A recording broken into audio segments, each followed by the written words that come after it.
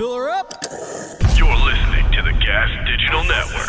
All right, guys, before we start today's show, I got to let you know that it is brought to you by the Ridge Wallet. Boom, right there. What is that? You guys thought that this is some sort of futuristic, device from the future that I came back to fight the machines with? No, that's not the case. This is actually the Ridge Wallet. It is a front pocket wallet. It's super thin. Michael Bisping, I'm going to tell you right now, I know you were missing your Ridge. You forgot your Ridge Wallet at home like a weirdo. What? I didn't forget it. It was robbed. No. Okay. The people saw it. They thought he is some futuristic guy from the future.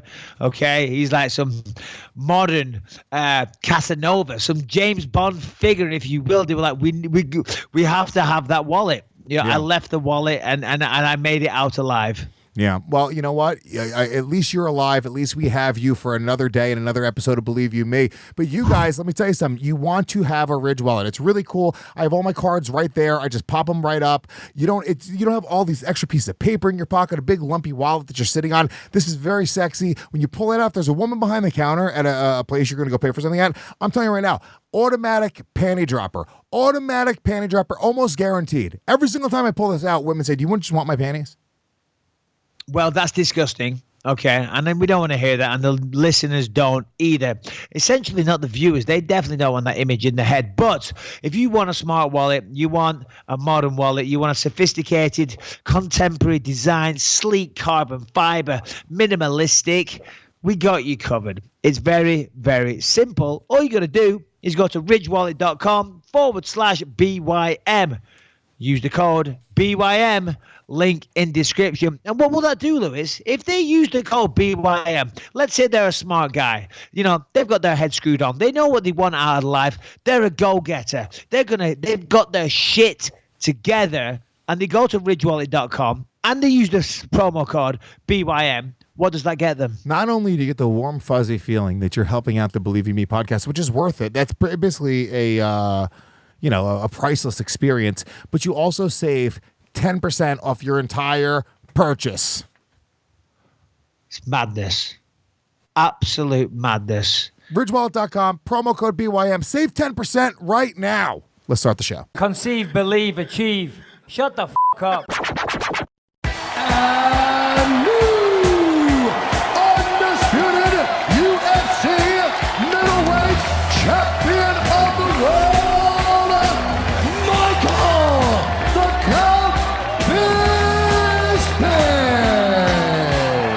This is Believe You Me on the Gas Digital Network. All right, we're back. Believe You Me. Michael Bisping live from South Africa. Video's working. Everything's fucking great. Also, I'll tell you right now, Mr. Bisping, you can't see it right now because he's all covered up. He sent me a little video from him training. I'm not training on set, but like from the shoot, looking jacked. Shannon, and I mean this, Shannon has been... I'm talking about like drooling over my phone. She literally told me to give her the phone. Is Shannon in the studio? Yeah. Lewis. Stop. You cannot. All right, even though Shannon decided to leave the show, left us high and dry, took a better offer, didn't care for the believers, didn't care for the legions of fans that became attached to her, just went about her business. I will still say this. You can't disrespect her like this. Kind of like the way you disrespected me because you're not even listening. But here's Shannon walking past in the background. The believers will be happy for a split second. What happened? So, Shannon, I was telling Michael that I showed you that. I'll show it to you again right now. Okay. Where's my phone? I don't even know. It's out there somewhere. The video that Mike sent me from his television show shoot, all shirtless, fucking shiny, very shiny. It was strange that you sent it to me. I have no idea why. What did he want me to fucking do with this video? A shiny, shirtless video to show me that he's hot, I guess. But I shared it with Shannon. No, what? No, I'm not showing it to say that I'm hot. I'm like, look at this. It was a badass scene. This is what I'm doing out here. Take a look. I'm not out here jerking around, not doing anything like you seem to think I am. You think I just have all the time in the world to just stop what I'm doing and record a podcast. I'm getting picked up at 5 o'clock in the goddamn morning, doggies, okay? And I'm not getting back till 6:30. I'm working my ass off. Then I'm doing podcasts and I'm being ridiculed and you're embarrassing Shannon. This isn't off to a good start, Lewis. There he is. Look at Shannon's face. Don't share that. That is confidential shit. It's not real footage. It's a cell phone video from the side. But still, you want to get me fired? No. Jesus Christ. Everybody on this show now is listening to this goddamn podcast. Because remember the story a couple of weeks ago when I fought off 20 would-be attackers with my bare hands. Don't like to talk about it, but it is what it is. People tried to kill me. I fought them off and I lived to tell the tale. A lot of people will just go volunteer at a soup kitchen. Michael Bisping threatens the homeless lives in Africa. That's fine. It's not quite how it went down, but it is funny because a lot of people now on set, like from the makeup ladies to the costume designers, and I'm just walking along getting my lunch and they're like, oh my God, I heard what happened to you. And I'm like, what do you mean? They're like, yeah, tell me the story. And I'm like, how did you hear about this? So yeah, we listened to your podcast. Wow. Which is still really weird for me. And honestly, I do get a little embarrassed. I mean, you live and breathe podcasting, right? You have your network. It's what you do. Of course, you're a stand-up comedian, but you do a lot of podcasts, and you've been doing it longer than I have. So for me, I'm proud of the podcast, and I love what we've created. But still, there's a little part of me that I don't want, I just don't want people at work. I don't want the two worlds blending. Yeah. You know what I'm saying? When I'm here, I'm trying to be an actor and this and that.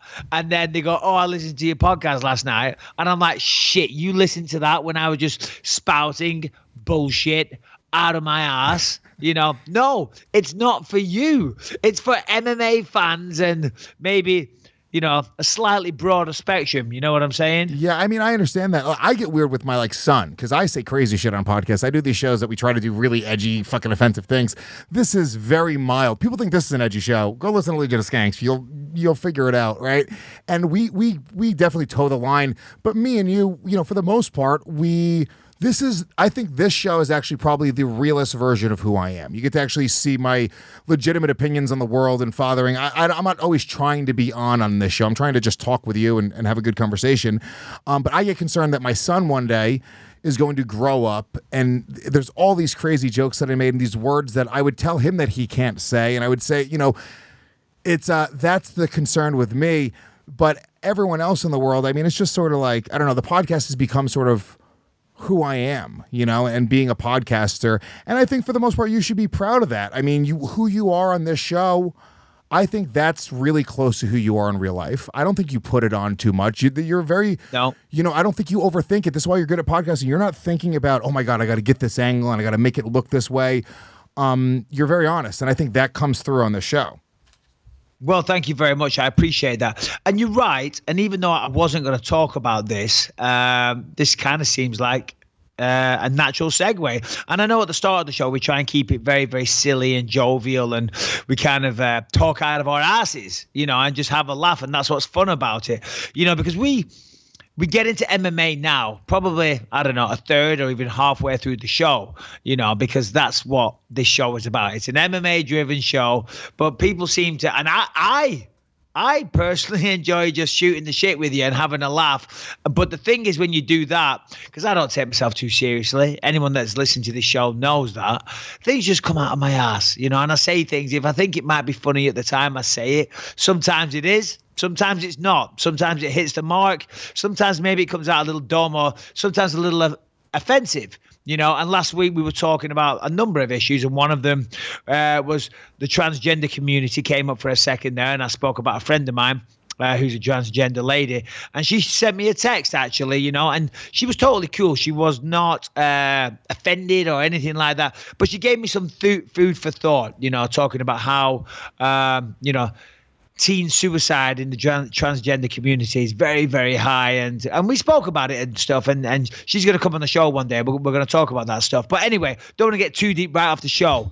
But where were we? So anyway, everyone at the bloody studios is watching the fucking podcast, right? They're probably listening to this tomorrow and they're going to bust my balls. Okay. So do not be playing footage that I sent you, and not from a sexual standpoint, Lewis, just from a purely egotistical standpoint. Hey, look how cool I look. I don't know if you know this, Lewis, but I'm not trying to sleep with you. I wish I could show them the video footage of you mounting another man, glistening, shirtless. Stop! What? Stop. Spoiler alert, he fights. They have him fighting. Erase. Delete content.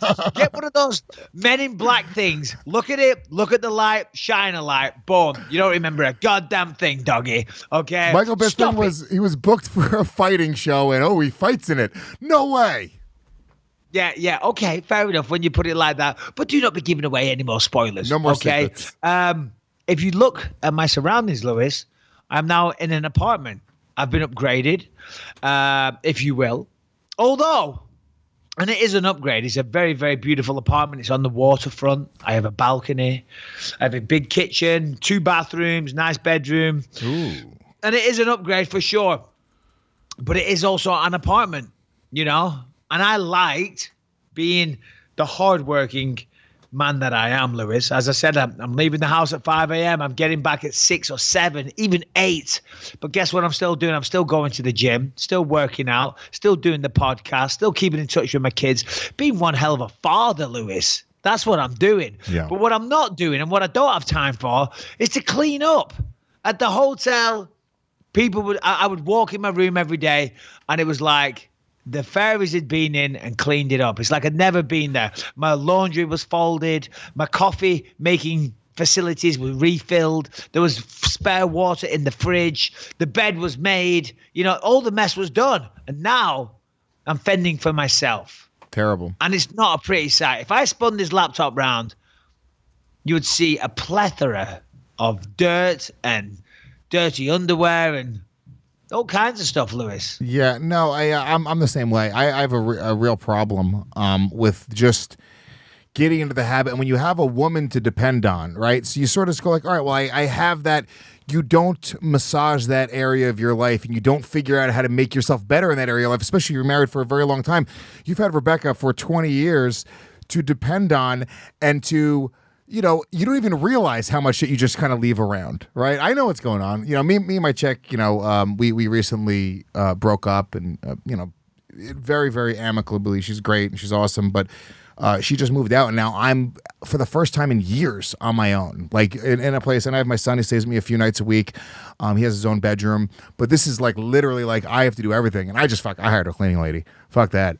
I have a cleaning lady that comes in every week and she makes it look great. And then it's just my job to clean up a little bit after myself until she gets there again. And it's like holding my breath when you're passing a cemetery. You ever play that game when you were a kid? Because by the time you get to the end of it, it's just like the day before she comes, I start just fucking flinging things at the walls. I treat it like a hotel, but you have to, I think, massage. It's about developing habits. It's so difficult if you have a woman to get into those good habits. I think you need to sort of live on your own as a man for a while. It's what you hear about like couples that get married before they live together and they've never lived with anybody else. Like you need to figure out whatever that whole process is first before you can go out and, figure out other things. You're right, Lewis, and there's many things. I mean, you made a lot of points there. I did. I don't know which one to address first. I mean, I'm really sorry that you and Kim have broken up. Let's just start with that one. Okay, my sincere condolences to that. I really, she's a lovely girl. I wish her the best and wish you the best. Secondly, I'm assuming now Harrington's going to move in, so you can help out your good friend, employee. I hear Harrington actually is currently homeless right now. Perfect segue for Harrington to move in. Come over here. I'm going to show you something. I'm going to show you why Harrington can't move in right now. Okay, for the video listeners, if you're listening on iTunes, you should know that every video we've ever done is available at gasdigitalnetwork.com. We also have the YouTube channel. Just search Michael Bisping Podcast or Believe You Me Podcast on YouTube. But the reason Harrington can't move in, if you're watching the video, zoom in on Harrington's face a little bit here. Zoom in on the bottom of his beard. You got to really get close. Zoom in. Don't touch it, Harrington. I need you to touch anything. Look at Harrington. it. Look at the fucking. I mean, it definitely needs trimming. It's a little out of control. In fact, in some ways, I'm quite envious about the beard. I mean, what is that? Is it a mess of herpes? There are specks of liquid and food in the bottom of his beard toward his lip. You can't really see it. It is fucking. You stop. From that angle there, it looks like Mike Perry. Dude, if you have a beard, you cannot let specks of food or liquid ever touch it. You have a responsibility to everybody else in the world to not allow specks of food and pieces of liquid to be on the ends of the hairs of your beard. So when people are looking at you, I have to focus in on the most putrid thing I've ever seen in my entire life. So that's Well, why that is disgusting. that's why you can't live with That it. is disgusting, and I get it. All right. Well, I'm sorry. Based upon the fact, Harrington, that you have a little bit of food occasionally in your beard, yeah, you're sleeping homeless again tonight. Sorry, bud. But you're right. You know, you do. You know, I don't take my wife for granted. What was I going to say? I just, on Sunday, out of the kindness of my heart, just for no reason whatsoever, sent yet another bunch of flowers, just saying, one more week, I'll be home. That's how I roll, Mike, Lewis. really That's quick. the level of game that I have. This is important. We did this on my other show today. We have people sending scams, right? Like just the easy to pull off scams to just fucking get over, right? And one of the scams that was sent in today is brilliant. Where'd you order the flowers from? Do you remember? Is it a local place or like an online? Oh my God. Don't even get me started on these people. I was in the Spar, which is like a convenience store here in South Africa yesterday, screaming at the top of my voice. I lied. I said the flowers were for her birthday, which had passed.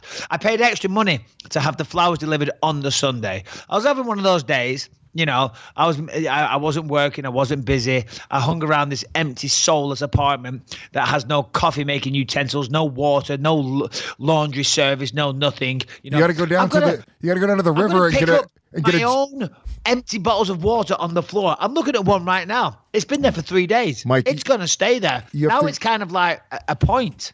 You have to go to the river with one of those jugs and then carry it back on your head to your hotel room. Yeah. You don't know how it works in Africa, obviously. Fuck, I've been trying to get water for days. You're an idiot. I saw them on the side of the whatever it was. It wasn't a road. It was kind of like a dirt trail. A couple of huts along the way.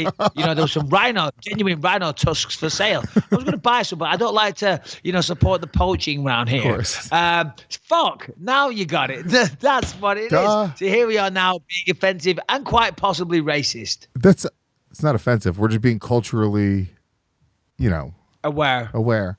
So, where were we? Oh, yeah. So the scam. So I don't. Did you order from like 1-800 flowers? Hold on. So the flowers. So they called up, and I'm trying to buy some water. I didn't realize the dance. I didn't know I had to go to the river. But as I'm in there, I'm buying some water, and I get a phone call from an unknown number, and they're like, "Yeah, did you order some flowers?" I'm like, "Yeah, I did." They're like, "Can we speak to Rebecca?" I'm like, "No, you can't speak to Rebecca. She's the recipient." Surprising, Rebecca, okay? You fucking fools. I'm surprised. I said, if you speak to Rebecca, you're going to spoil the surprise.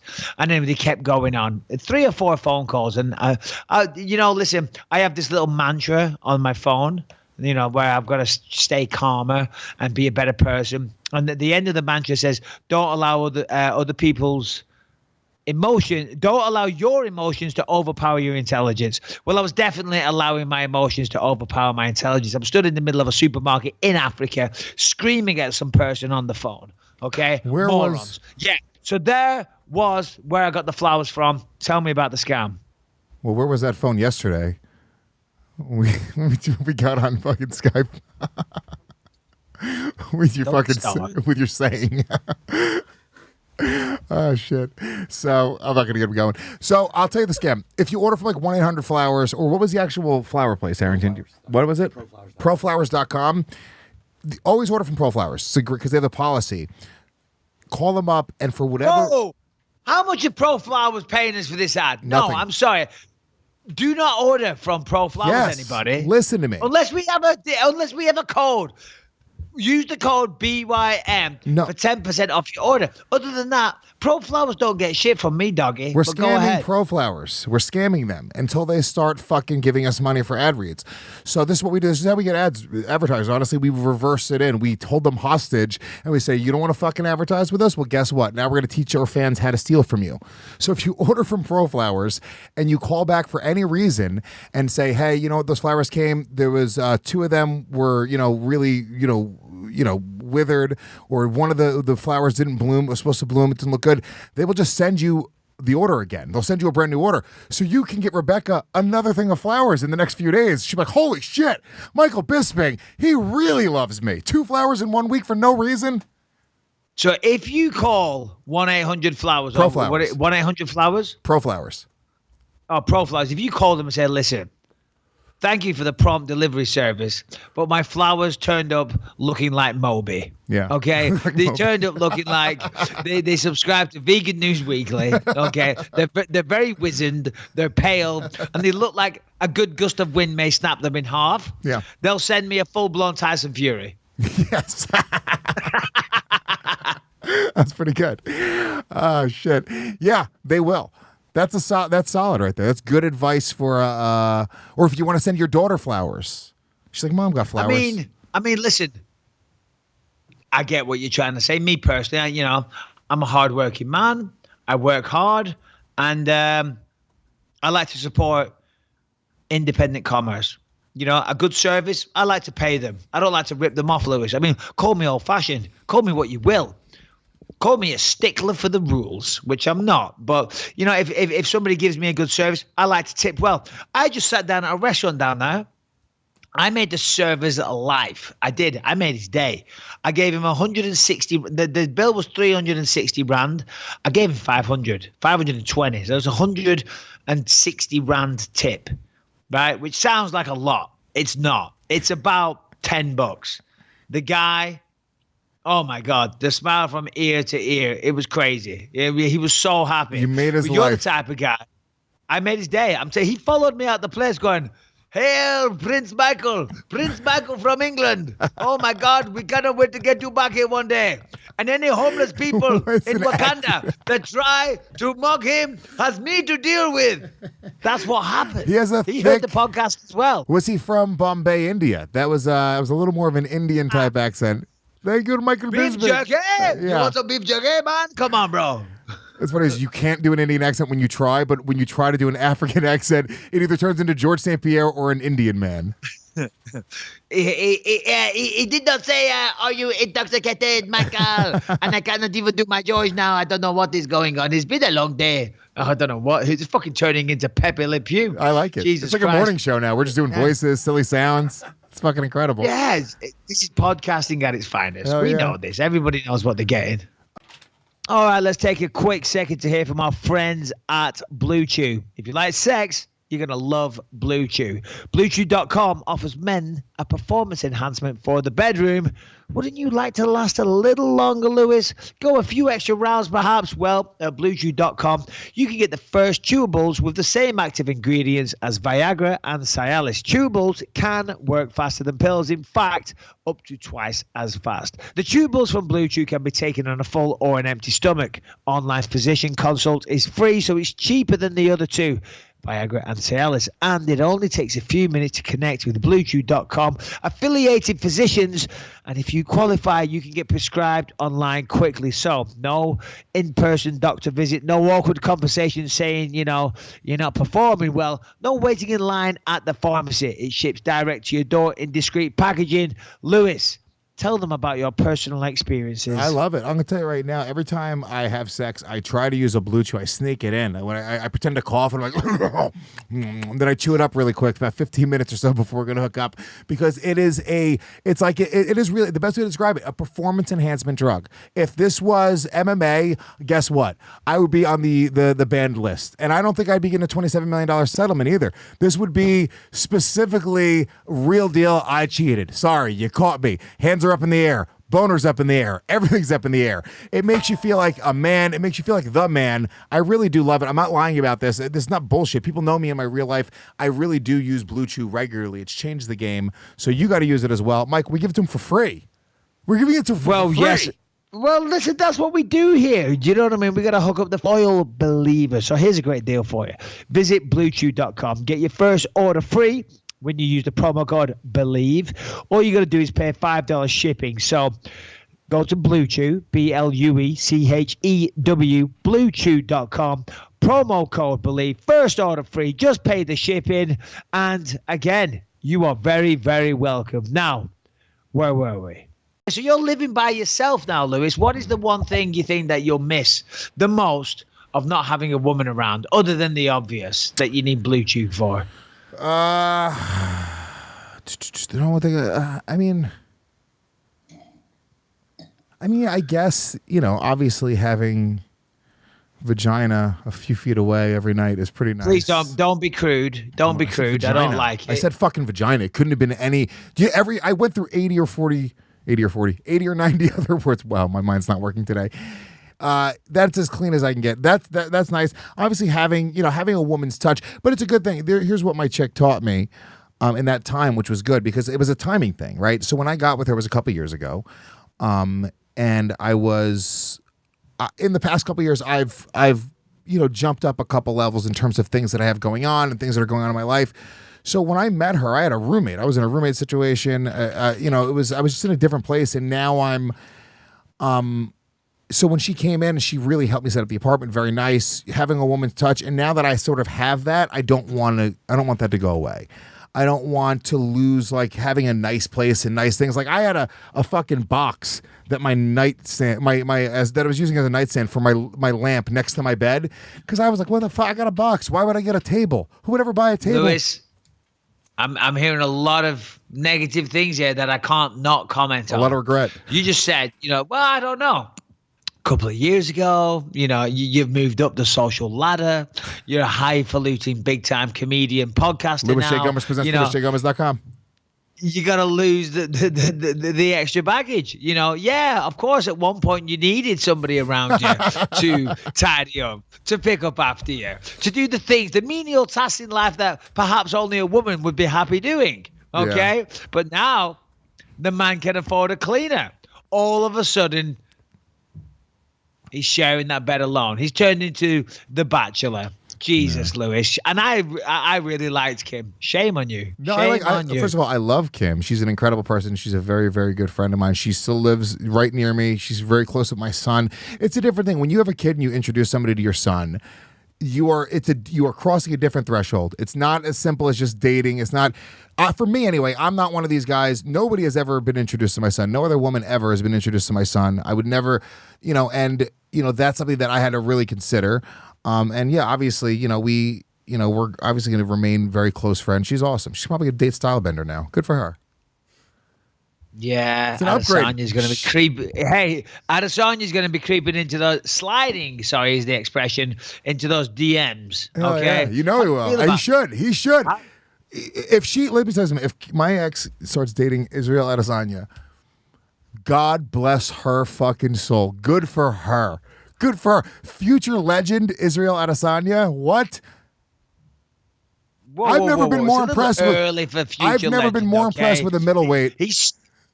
He skimmed past a 44-year-old Anderson Silva. Okay. Legend. I'm kidding. Gotta love the style bender. Okay, all right. Well, just invite me to the wedding. That's all I ask. Hell yeah. All right. So listen, I could sit and bullshit with you like this all day. I really could, because we have a lot of fun. The only problem is that the world is listening. So let's talk about the big story that broke this morning. I get picked up at 5 a.m. My alarm goes off. By the way, can I just say this? You know that sound, the go-to alarm noise on the iPhone, the dig-a-dig-a-dig-a-dig? Yeah. Dig-a-dig-dig-a-dig. You know the one? I think it's called radar. I fucking detest that sound. I detest it. So much so, some people now use it in the gyms. When they're working out and they gotta, they want to rest a minute, they have it set as their fucking thing. And if I'm in the gym and I'm lifting weights or I'm working out and I do not want to hear that noise, it just gets my back up constantly. And last night I was at the gym and I finished. I had my sauna, I had my steam, I had a shower. I sat there and felt sorry for myself for 10 minutes, trying to get, my shit together to get dressed and go out. And somebody had the phone in a locker and the alarm was going off constantly. No. It was fucking driving me crazy. I wanted to kick that locker door through and smash that phone to pieces. Swear to God. So if you have that phone and you use that in public, just don't do it. Anyway, get up at 5 a.m. By the way, nice apartment. Water pressure sucks. The fucking water pressure sucks. It's literally like a man is peeing through the top of the thing. It's like a little dribble of water. So it's hot. I'm trying to wash myself, but it won't get hot. It's boiling hot or it's freezing cold. There's no happy medium. I don't do boiling hot water. I like it tepid. I like it lukewarm. That's just what I like. And that's why you like me on this show. I had a bath before, okay? Let's just put it like that. And it took a long time for the bath to You sent me pictures, remember? Look, I said don't mention that, Lewis. Come on. Anyway, after quite the palaver, took me a while. That's why I was late this morning. I go outside, I get in the car. I try and access the data on my phone, which incidentally doesn't work well in South Africa. Again, I'm not complaining. Very happy to be here, other than the water pressure, the muggings, the near death, the no data, and all that type of stuff. When I do finally get to my trailer and I've got some Wi-Fi, I look at the MMA news because, that's what I do. I got to bring up to the beat, up to the minute news for the people. And what do I see? And I'm like, this is going to be a prank, is what I'm thinking at first. But the story that I'm reading is that Yoel Romero has been awarded $27.4 million. Million. $27.4 million over a claim that he sued some supplement company. Now, bear in mind, I'm in South Africa and everything's in rand. Okay. Now, all my dates, I've got some UFC obligations coming up. When I look at them in my calendar now, they're all on Sundays. And I'm like, fucking Sunday. But I realize now because of the time difference. And my calendar, being a smartphone, is pretty smart. It just automatically changed the day to the Sunday. You know what I'm saying? Mm-hmm. So I'm like, oh, maybe the iPhone or MMA Junkie website has done some fucking calculations and turned it from dollars into rand. Because I'm like, There's no way fucking the soldier of steroids has got $27.5 million. Anyway, it's true. Yoel Romero sued whatever the company's called and got $27.4 million. And, red panty night for Yoel Romero. There must be a God. That's all I've got to say on this. All right, so let me see. I'm going to do this calculation right now. To U.S. dollars. All right, hold on. So if he got $27 million, that would only be $1,833,000, which is still a fucking lot of money. That's still great. If he only got $1.8 million, I'd be like, wow, $1.8 million, good for him. Yeah, I know, but it turns out he didn't get fucking 27 million rand. He got $27 million, which is incredible. And I'll say this, me and Yoel, we had a little thing over the years. Congratulations. If you're listening to this, well done. Well done. That's awesome. It really is. I love you. Fucking hell, he can love anybody he wants. I love everyone. That's what he did. Yeah. Hey, South Africa's a cheap place. I went out for a lovely sushi meal last night. I ordered tons of stuff. It came to like $40. Right? It was crazy. Right? The point I'm making is $27 million in South Africa would go a long way. I've never been to Cuba, but I reckon $27 million goes a fucking long way in Cuba. Yeah, what is the conversion on Cuban money to, what is that? Look, here's the deal, right?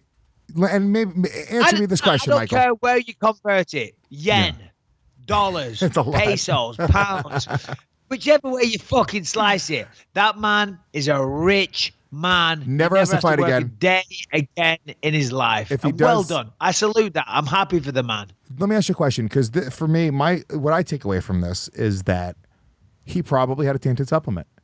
He's probably not lying. He looks like a fucking god amongst men. His body, he's fucking muscle on top of muscle.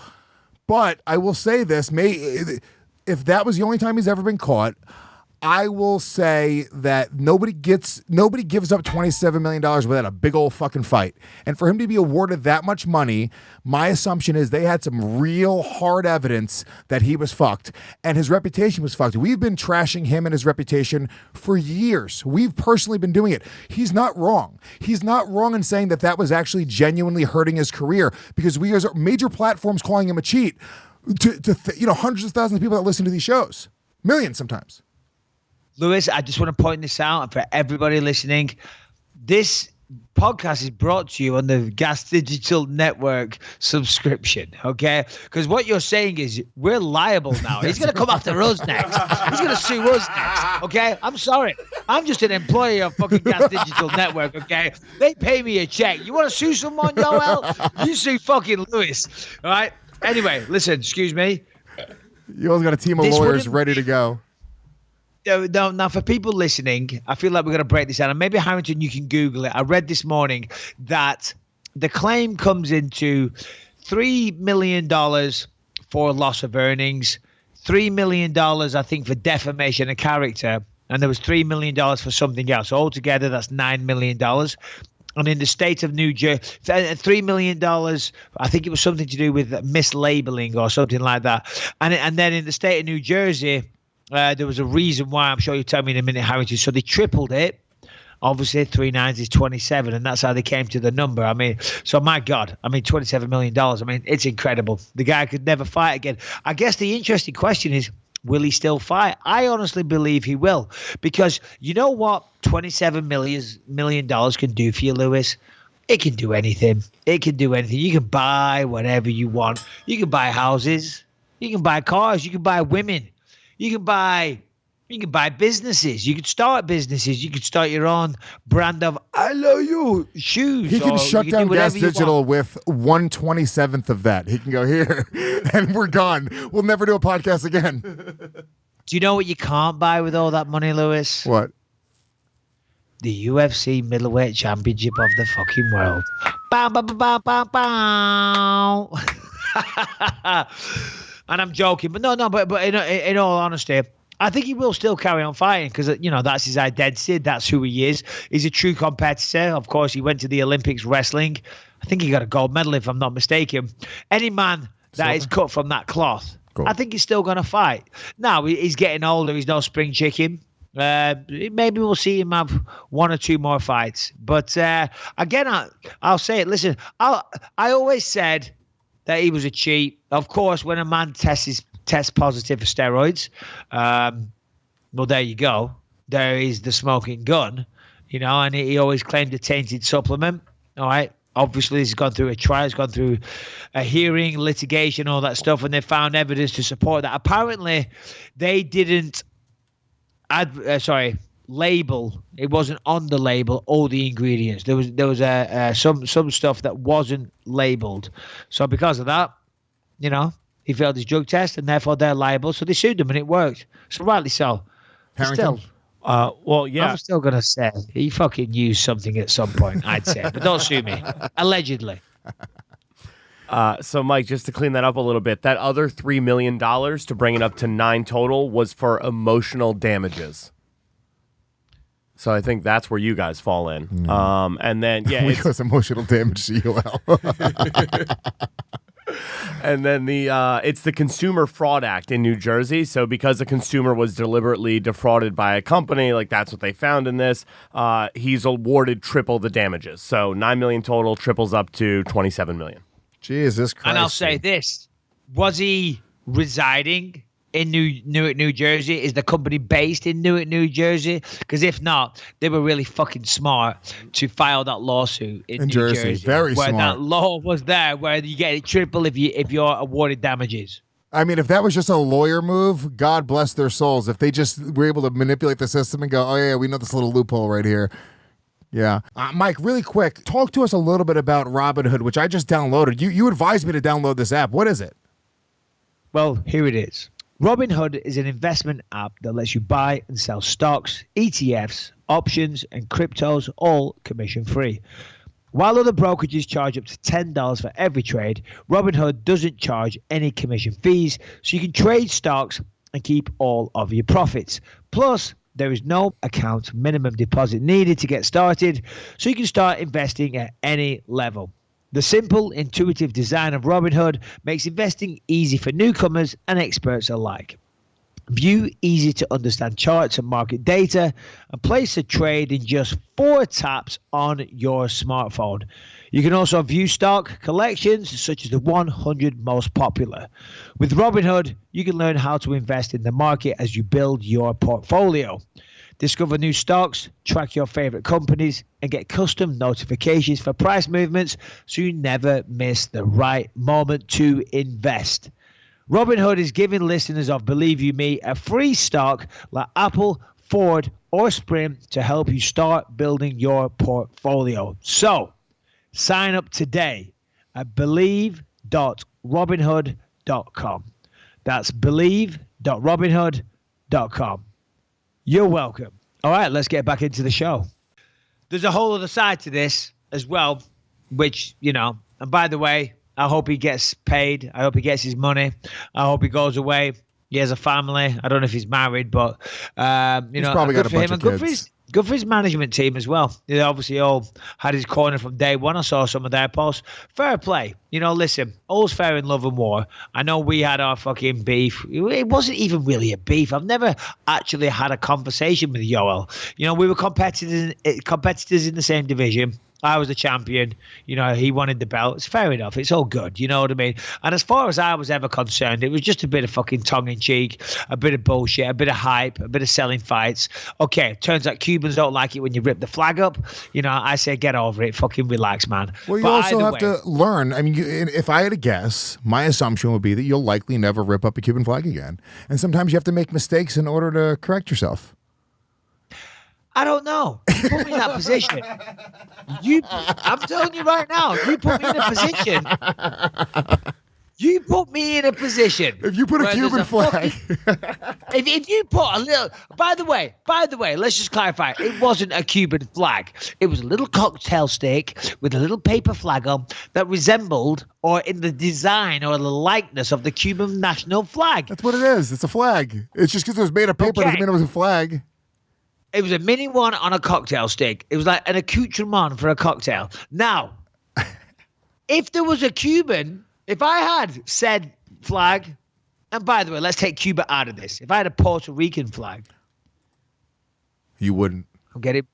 If I had a Puerto Rican flag, if I had an American flag, You wouldn't. if I had, let's stick with Puerto Rican. It's more fun. If I had a Puerto Rican flag, and Jorge Rivera, El Conquistador, was getting up in my grill, talking mad shit, I'd rip that flag up, baby boy. No, you I'd would rip never. it. You would I'd never rip do that it, again. I'd throw it. I'd burn it. I would dance on it. What about Yoel dancing on the Union Jack and setting fire to it? I think that trumps me ripping up a cocktail stick. Yeah, probably, but it was a retaliation, because in that moment, there was a shot across the bow, and you started it, right? So what he was doing was, that was very serious, and he was willing to throw away, like for you, it was just you going like, oh, look, ha, ha, ha, fuck you, Yoel, right? Just a dumb little, it was a joke. Essentially, it's a joke, right? It's just essentially, that's what it is. Exactly what it was. Right? I'm just like, I was in the moment, playing the pantomime bad guy. You know what I mean? I'm like, yeah, whatever. Oh, I know exactly who it was. It was a girl that worked for Fox. Obviously, we're with ESPN now. The girl that shall remain nameless, she saw it, and I had a joke about it. I said, oh, wouldn't that be funny? I'll throw that at Yoel. But I never took it with me. But she's a little shit stirrer, the woman in question. Yeah. And she brought it down because she had to escort me with security from the Fox desk down to ringside. Yeah. And when I sat there, she looked at me. She just went, shh, and slid it over and gave it to me. And she knowing knew what I was you gonna could. do. There's no way that you would be able to avoid that. Like next time you come into Gas Digital, I'm going to make sure we're going to have just like we're going to have Cuban flags all over the place for you. And I don't think you'll be able to get through a show without reaching out, grabbing one, and ripping it up. Because at one point it'll be funny, the timing will be right, and that'll be that. But Yoel, he took it very like, he's disrespecting my culture. Like, they take it as like, dude, the blood that my fucking father bleeds for this land, Michael Bisping is spitting on right now. That's how serious he took it. So he was willing to, like, he came back and he was like, well, I'll dance on the British flag now, thinking that you're going to also go, oh my God, he just smacked my culture in the face. You don't give a shit. You were like, oh, that's kind of funny, actually. The video was great. The production levels on that video were far better than any podcast we've ever put out. I'm like, who's the producer? I want to know who that guy is. I mean, the music was in sync. The audio was picture perfect. The video was fucking 1080p, whatever that is. So I'm like, fucking that. Listen, Yoel, he might come from a third world country or whatever it is, but fuck me, they know how to put together a quality video product down there. No, anyway, we're going off track. The point I was going to say is that, I never really spoke to the guy. And for that matter, never really spoke to Jorge Masvidal. I wish you're the best. I mean, that's amazing for anybody to win that amount of money. It's like a lottery win. It really is. It's incredible. So, well done, buddy. Enjoy it. Use it for good. Do some good things, spread some love, and enjoy yourself. And I'd like to see him back in the octagon. I'm a fan of watching him fight. I really am. Yeah. So yeah, slow clap. Well done to him and his whole management team. Yeah, good for him. I mean, do you think his management team gets their 10% or 15% or whatever he pays them? Hey, are you serious? Are you serious? Bro, any management team, anybody who's at the helm with that stuff, they're like, okay, we got this. Yeah. We're going to go for this big time. They're taking their 10%. The lawyer probably worked on pro bono, so they'll probably get 10, 15%, you know. You have to pay tax, all that. So it doesn't matter. It doesn't matter. It's still going to be left with a hell of a lot of money when it's all said and done. Now, what happens if the company doesn't pay? Like, what if the company goes under? They don't have the money. You know, you can sue me for $27 million right now. It's very simple, Lewis. It's very simple, and this is the point I was just about to raise. They can just fold as a company. Simple as that. $27 million. It's a lot of money. If I wasn't going to say if that was me. If I was an unscrupulous type of guy and not a man that would pay my debts, because I'm kind of like a Lannister in many ways. I always pay my debts, but you know, this is how I am. You know, I'm cut from that cloth, Lewis. I'm old-fashioned. Call it what you will. But the smart thing to do would just be put the company into receivership. Say you've gone bankrupt. Start again. Start another company in a different name. Simple as that. Done. And don't they pay. can't do anything. I mean, what? There really is nothing to do. That's when you start an LLC. That's what it's for. Essentially, they take all the assets, right? They go bankrupt. They get as much as they can. Yeah. No. You'd have to do some fancy footwork. You know, you'd have to. You'd probably lose a bit, but you ain't going to lose $27 million. But you hide all your assets. You know, you have some other people. You close the company.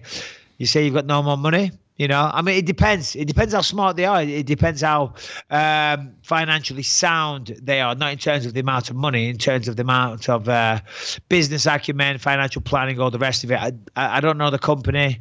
I forget what it was called now, but I did Google it a little bit to try and get a scope on how big it was.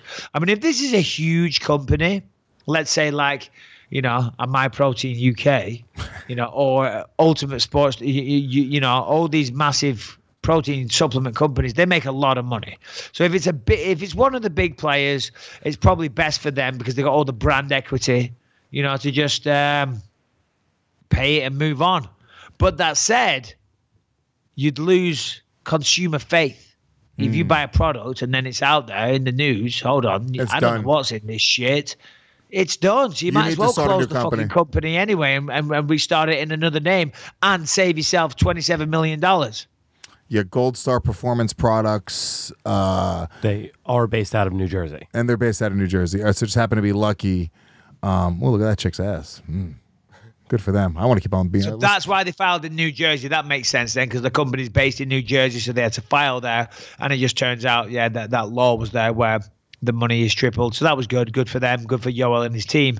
I don't know. What about the fact that we're even talking about their them? worth? Well, do you think there's value in the fact that we're even discussing them, and now it's a company like the amount of press, even though it's bad, but they say no press is bad press. Do you think it's, worth it to shut down, or do you think it may be worth it to say, hey, let's weather the storm. We use this opportunity to tell the story about how, we messed up, and now we can, use this to get bigger and better. I guess somebody knows the answer there. Well, you say there's no such thing as bad press. To a certain degree, that's correct. But not when you're trying to sell something to somebody. If it's an individual, there's no such thing as bad press because your name's out there. You're getting bigger. You're getting more hits. You're getting more likes. Your brand equity is increasing. Is growing.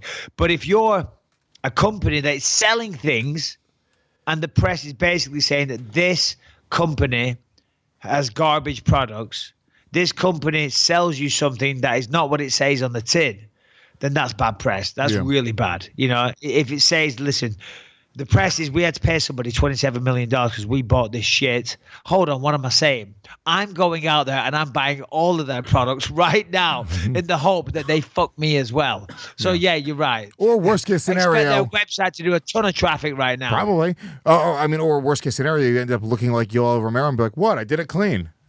That's great.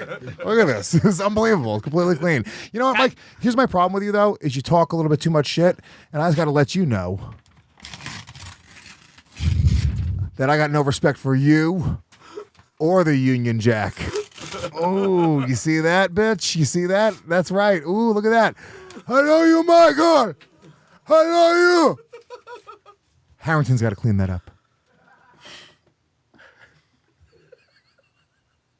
He's furious. He disconnected. He's leaving the show.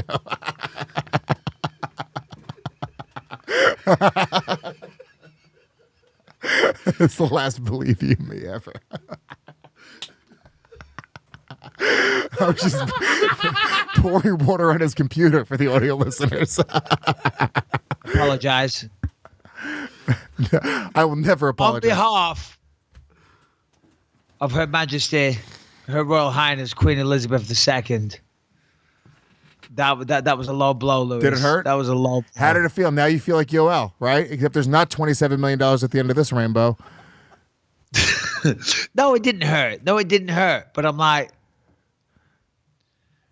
you know, I wish there was something Puerto Rican readily available to me.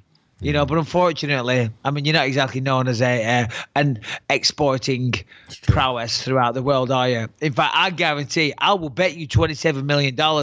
There's not a single thing I can find in this room right now that was the product of Puerto Rico. That's fucked up. What's our number one chief export in Puerto Rico? And then put it up against the number one chief export in England. Sex. You piece of shit.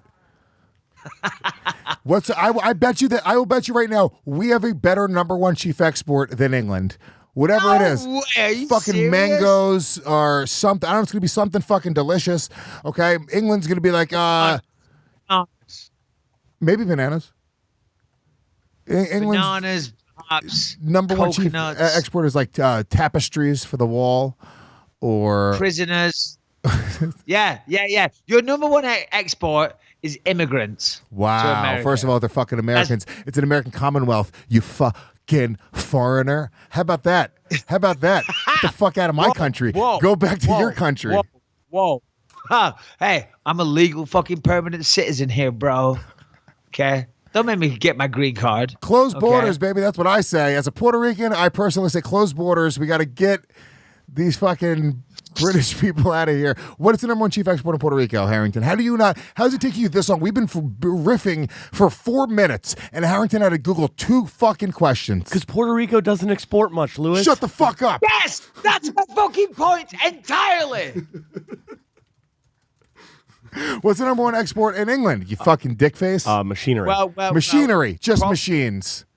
That's how they made Michael Bisping. Machinery. Ooh, and Finance is one of the big ones. Farming. transport cars. Cars, yeah. Transport equipment. Okay. Export. What's the number one export in Aircraft, Puerto Rico? Boeing, spaceships. Oh wow, it really is human resources. That's the number one. That is literally. Yeah. That's literally criminals and fucking kitchen workers. Slave labor. That's insanity. Slave labor. All right, so you're saying that human beings. Okay, actually, perfect. Got it. Number one chief export in Puerto Rico, humans. Number one chief export in England, machines. Humans versus machines. Whose side are you on? Whose side are you on? Cyberdyne systems. Fuck that, dude. Cyberdyne Fuck systems. that. They're going I to destroy the world.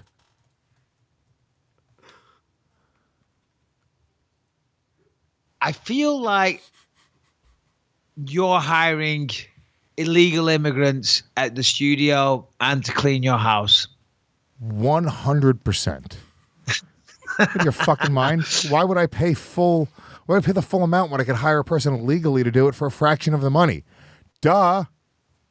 Yeah. And you know what? Walls wouldn't work for the UK because, we fly. And I know your president's a great man and the whole country loves him, but, you could just build a ladder for a wall, just saying. And they've been around for a long, long time. Anyway, so to top it off, Yoel Romero is now a very, very wealthy man. 7% interest is what you can get with a good, maybe 7 to 10%. 10% is $2.7 million. So 7% is probably around $1.9 million per year. Yoel Romero, either way, unless he does a Mike Tyson, is sitting pretty for the rest of his life. So well done. Good for him. What else is going on in the world of MMA, Harrington, that we need to talk about? One question before we move on? You get $27 million awarded to you tomorrow. What's the first purchase you make?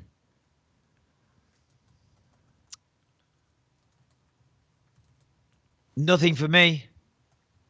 What do you get the man that has everything? I mean, come on.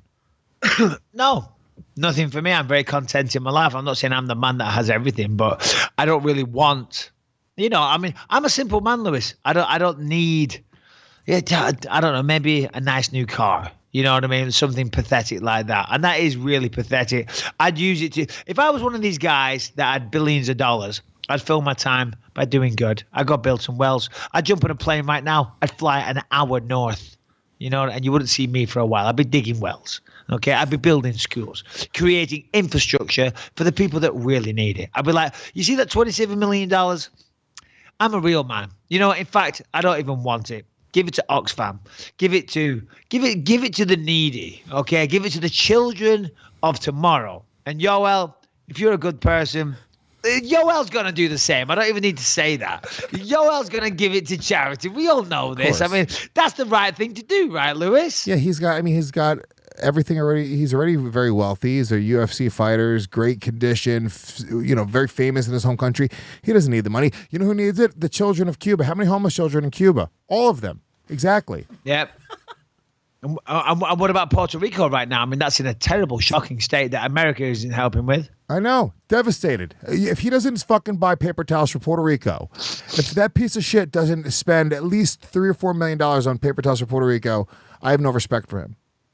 People are needy. Yeah. Well, no, but listen. Yoel's a man of the people. He will. He's going to help out all the needy and the poor people. And listen. Come on. We're wasting our breath. Of course, he's going to do that. He's not going to buy a big, massive mansion in Miami. He's not. He's not going to be living la vida loco. He's la vida loca. Well, whatever the fuck it is. All right, real quick, we got to just tell everybody about the brand new BelieveYouMePod.com, brand new website for the show, all the latest episodes, links to our sponsors, everything you need about the Believe You Me podcast, and links to merch as well. But it's the best part of all of it. It was built by Wix. Harrington built this website using Wix, and if Harrington can do it, literally anybody could do it. They have an amazing interface that makes it super easy to build websites. You drag and drop everything you need. A child can build a perfect, beautiful, professional website. It really is an incredible thing, and if you go to BelieveYouMePod.com, you click the link at the bottom, Wix is going to give you 10% off of any premium plan. So if you decide to pay for your website to build it, all the premium ones you save 10% on. You can even build the website for free using Wix. So join over 150 million people who've built their website using Wix. Click the link at the bottom of BelieveYouMePod.com and save 10% off of any premium plan. Where were we? All right, seriously. What else? So this weekend we've got a big fight, Gustafsson and Anthony Smith. But is there anything else scandalous and fun that we can talk about before we start breaking fights down? Anything on the chopping block that besides that? Some cuts with Elias Theodoro and Justin Willis. Oh yeah.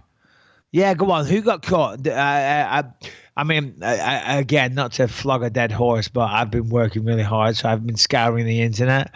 But I do see headlines about a lot of UFC cuts. Who actually has been cut from the roster? Justin Willis, 4-0 in the UFC before losing to Curtis Blades in March.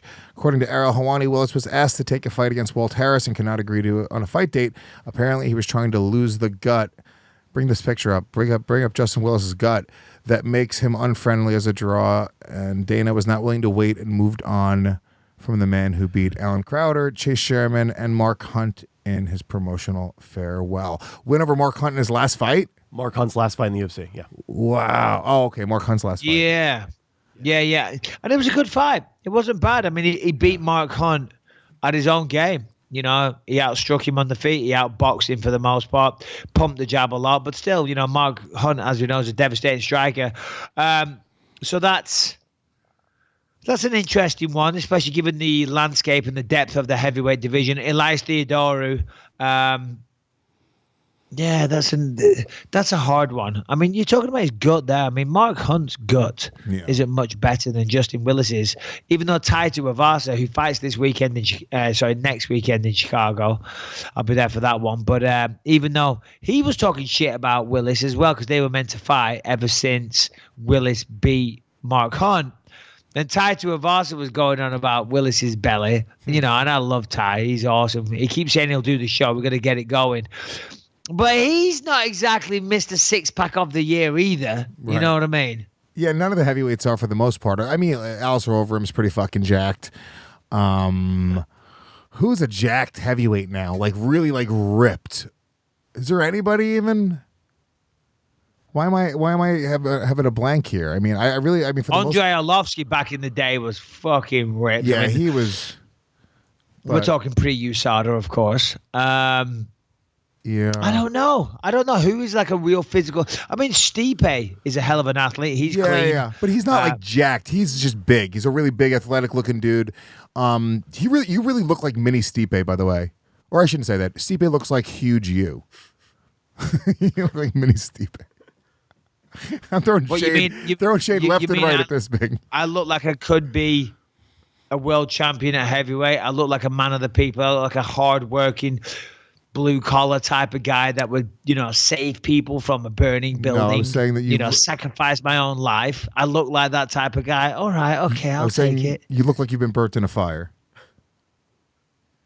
Incidentally, that's what I say to people because some people, they're very rude and they always say, so, well, not always. Occasionally, maybe it's happened twice. Occasionally, though, it does happen. People comment about the cauliflower ears. Most people know. They'll say, "Oh, cauliflower ears. You're a wrestler. You're a fighter. Whatever." They know. But sometimes, and it's normally women, they're like, "Oh my God, ew! What happened to your ew? Look at your ears. What happened to your ears?" What if it is a deformity? This fucking idiot. What if you were born that way and you were deaf and you fucking? Well, I guess you couldn't hear them, so it wouldn't really be hurting anybody, but. No, but that's what I say. That's what I say. I say, oh, yeah. What happened to my ears? I said, yeah. Well, what it was, I was a baby and I was in the car and then the house set on fire and the actually side of my face actually got all burned and melted. And they go, oh my God. That's what I say every time. That's what I say. I say, yeah, I was in a fire and it melted the side of my face. So my ears deformed like that, and they're like, oh my God, did it really? Did it really? I'm so sorry. I'm like, no, it fucking didn't. But how dare you bring up my ears in that fashion? And by the way, you're not exactly fucking, Miss Arkansas yourself or Miss North Carolina, which wouldn't be a high bar to beat. Yeah, this bitch has cauliflower stomach and she's talking shit about you. It's ridiculous. Cauliflower stomach. Oh, geez, that's good. I like that. But yeah, I mean, look, it is, you see those ears. And, some people have it really bad. That's why I'm kind of worried about my son doing jiu-jitsu now because I don't want him to get fucked up ears, but it's almost inevitable, right? Unless I put him in that, like, headgear. Yeah, it's funny because Callum obviously has wrestled throughout his entire high school life, and he's going to be wrestling at San Francisco State. He doesn't have a hint of cauliflower ear at all. He doesn't, but they do wrestle in the protective gear, which I tell him all the time to wear. But he doesn't practice in that. And the practice is where, where you do most of the damage. But he's been very, very lucky. Hardly any cauliflower ears whatsoever. What got us onto this anyway? What were we talking about? We were talking about Justin Willis's stomach. Oh, okay. All right. Yeah, anyway, so Justin Willis is gone. Also, Theodorus. Let's see. He 8-3 in the UFC. Yeah. Just the fights never started. Almost like the biggest thing about Elias Theodorou is that he was hot and that he was a ring card boy for Invicta. That was always the biggest thing that sort of stuck out about his career. He had a great record, though. 8-3 in the UFC is a pretty good record. Well, here's the thing. Contractually, this is the way it works with the UFC contracts. They can cut you anytime you lose, right? So if you lose a fight, and it sucks. I mean, I'm not talking about everybody's contract, but for the lower level guys, most of the way the pay structured is that you get half to show. You win the fight, you get another half, So if you lose the fight, yeah, you might have got your ass kicked. You might be embarrassed. You've lost a fight in front of the world. You lose half your money, but then also you are open to being cut contractually from the UFC as well. So there's always that element of doubt lingering for you. Now, the pressure sucks. Elias Theodorou.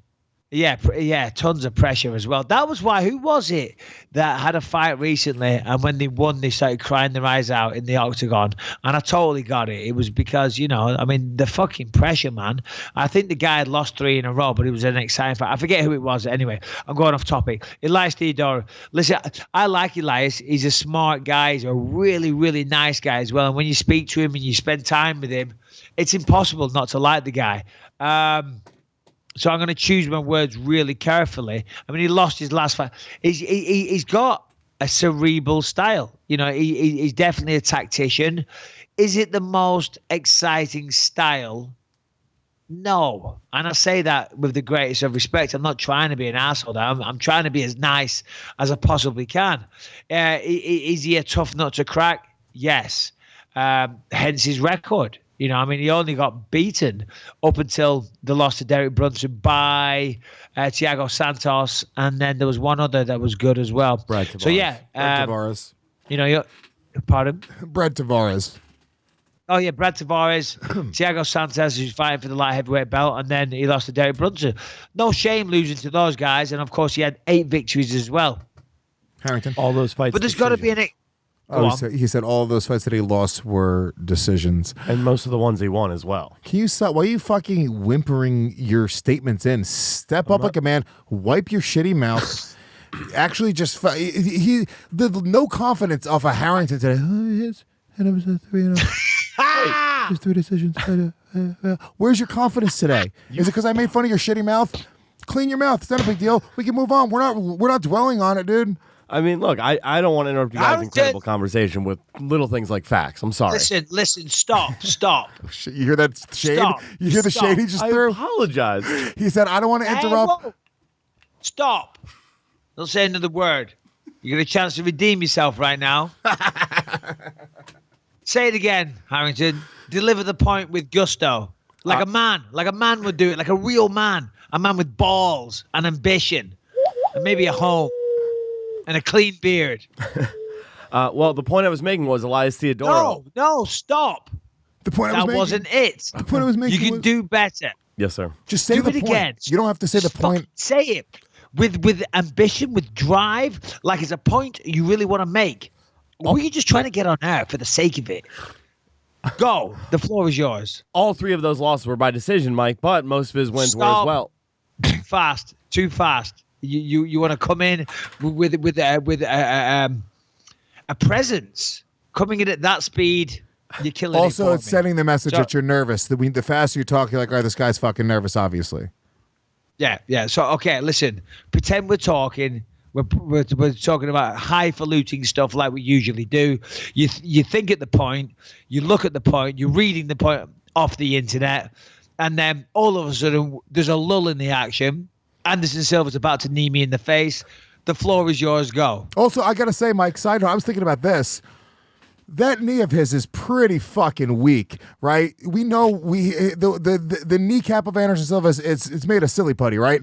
So the fact that he put you down with it, I'm not saying anything about your chin. I'm just saying that little silly putty knee fucking floored you like a motherfucker, okay? And we now know for a fact that he has a weak, tiny, woman-like knee. Harrington, this would be a perfect time for you to jump in and change the subject.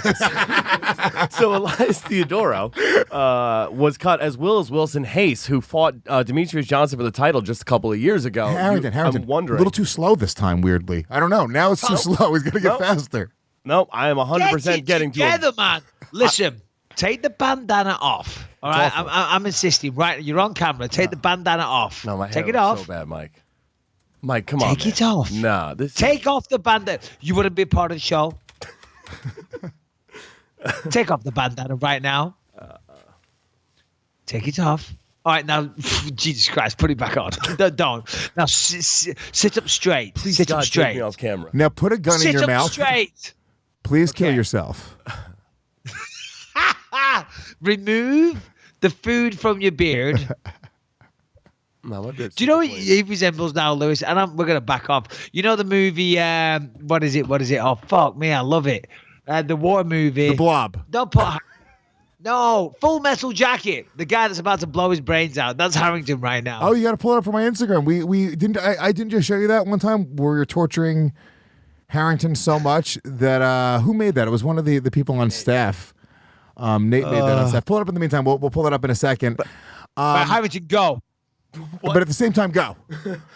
So the point I was making was the third guy to be cut, Mike, Wilson Hayes. He fought Demetrius Johnson for the title not too long ago. Is that a signal that the UFC is trying to get rid of the flyweight division? Good point. For the love of God, put the bandana back on. I agree. Interesting point, Harrison. You're right. That is a very, very good point, because I believe now, not that I, obsess over these things, or perhaps I'm just really smart, but I believe now there's only 13 flyweights left on the roster. Wilson Hayes fought for the belt not too long ago. I don't know. Who knows? Maybe he's being difficult to deal with. We're jumping around all over the place, so there's a number of cuts. Elias Theodorou, is it the most exciting style? No. But is he a technician? Is he clearly talented? Yes. Has he had success? Yes. But he did lose his last fight. And I feel like the fact that in his home country of Canada, the fight was in Ottawa, I was commentating, he was getting booed. That's never a good sign. That's never a good sign. So I think maybe, and it's not for me to comment on the UFC's actions. They certainly don't consult me or, tell me the reasons why. I'm speculating, but that can't have helped. It's a shame. He's a young man. He's talented. He's good. He'll still have a bright future. He's very, very smart as well. Wilson Hayes and the flyweight thing, I don't know. Here's what I'll say. You look online, you see all these websites and the hypothesizing as to why they've done this and all the rest of it. And they're all trying to come up with smart reasons. They're trying to, they're trying to look for an ulterior motive. Right. I don't think there is one. I think it's mainly a case of they've got over 500 fighters on the roster right now, and you got to keep it fresh. You got to have new blood coming in, and they've been around for a while. Wilson Hayes has been around for a while. Theodorou has been around for a while. And some of these people. Go on. Sorry, I not to cut you off, but you gotta. Sometimes it's literally the best thing for them. Wilson Hayes, UFC title challenger right now. He has that. He can go to ONE FC, Bellator, wherever else. He's going to have, number one, a better chance of winning. Number two, he's probably going to get a pretty lucrative deal because of his experience in the UFC. Whereas the UFC is going like, okay, well, what am I going to do with you? You lost for the flyweight title. We don't even have a flyweight title anymore, right? Or or it seems as if they're getting rid of the division altogether. So I feel like there's not much upside there. Why are they going to continue to pay you a lot of money when what is really the thing there? There's no story to be built for you. Yeah, no, absolutely. And then on top of that, and I'll stick with Elias because he's the guy that I'm most familiar with. And again, as I said, I'm a big fan of Elias as a person. As a fighter, he's very, very good, and he's very competent, and he's very good, and he has good success. But more so as a person, he's a great guy. But having a good manager and having success, he's probably not the cheapest guy ever, and the UFC at the end of the day, and I'm not defending their actions, I'm just giving, you got to look at both sides, they're a business. And if they've got to pay out this amount of money, I don't know what his last purse was. Maybe you can look that up quickly, Harrington. But they've got to justify paying that. And if they can't justify paying the purse for whatever, whatever calculation they use to quantify, whether or not somebody's worth their purse. They have ways of figuring that out. You know what I mean? They know the brand worth that each fighter brings to the table. And unfortunately, it's a sad reality that it is a business. And if it doesn't make economic sense to keep paying a person, then they're not going to do it. And nobody really cares. Just the division in general. It's been Demetrius Johnson, who was the fucking one of the baddest men on the planet, fucking defended that title so many fucking times, was just an absolute killer. He was never able to really gain any traction for the division. They were the lowest viewed pay-per-views, the lowest viewed Fox cards, and he was super exciting. It wasn't even like, oh, the little guys have no power and they can't finish. Demetrius Johnson was fucking finishing everybody in crazy, crazy fashion. It never came to fruition, and now they're in a thing where it's like, Cejudo, does anybody even know who Cejudo is? Like, did the average person walking down the street, I don't think that they could point out Cejudo in a lineup. So I think that creates some issues, and I think that Harrington is right. I don't know if there's a conspiracy theory here, but the writing is on the wall. 125 seems to be going away for men, and it's business. If you have a part of your business that's absolutely not making any money and nobody's really interested, and it's actually detracting from the other sides of your business, you have to make that decision. And it's not a bad thing necessarily for these guys if they can use the experience in the UFC to turn it into a pretty lucrative contract elsewhere. Harrington, you were going to say? No, go on, Harrington. I could tell you were just about to come in with Theodora's purse, I'm assuming. I mean, call me smart, but call me a people person. Call me intuitive. Or call me wrong. Which one is it? $81,000 for his last fight that he won. 38 to show, 38 to win, $5,000 fighter incentive pay. He claims he makes more money from sponsorship and endorsement than from UFC pay. I'm sure he does. That's not crazy. We have podcast advertisers. I know how much they fucking pay. It's not a crazy thing that he would make money from wearing sexy underwear. No, 100%, and it's not a ridiculous amount of money either. I mean, I'd say he's worth that money. I would. Agreed. It's a shame.